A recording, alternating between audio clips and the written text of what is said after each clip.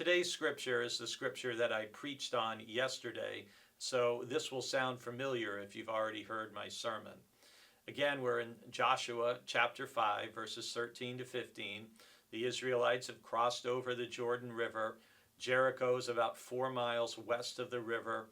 It's a stronghold city that's already been there for at least 6,000 years because it has a spring-fed oasis. So it's a significant place. And Joshua is scouting out. This is the land they're supposed to take, and they can't take it without taking Jericho. And he has this encounter with this seemingly divine messenger. And our verse for the day is verse 14, when that messenger, he replied, "Neither, but as commander of the army of the Lord, I have now come." As I shared, Joshua teaches us 3 things that we can emulate from his life. The first is courage. Courage to face challenges and difficulties and problems head on rather than running away from them. He goes up to a man who's got a drawn sword, which is a dangerous posture, and he doesn't run away. But he goes up and asks, are you for us or are you for our adversaries? He wants to know what side he's on. And also note that he begins by asking a question. He doesn't assume that he knows who the other person is or what side they're on. And so often when we face challenging circumstances, it's wise to ask questions rather than making assumptions. It's also wise not to presume that we are on God's side or God is clearly on our side.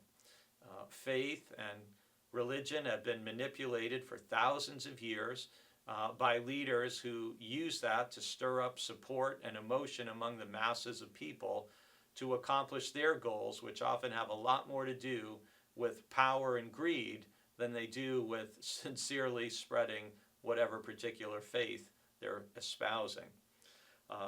The reply of the commander of the army of the Lord saying neither makes it very clear that God has God's own will and purposes to accomplish.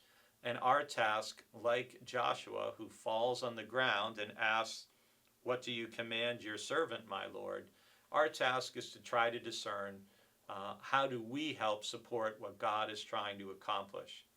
We can think back to a very difficult time in our own country's history, the Civil War in 1861 to 1865, and President Abraham Lincoln in one of his great speeches referencing that both sides pray to the same God, both sides read the same Bible, but both sides can't be right, basically. Both sides can't be on God's side.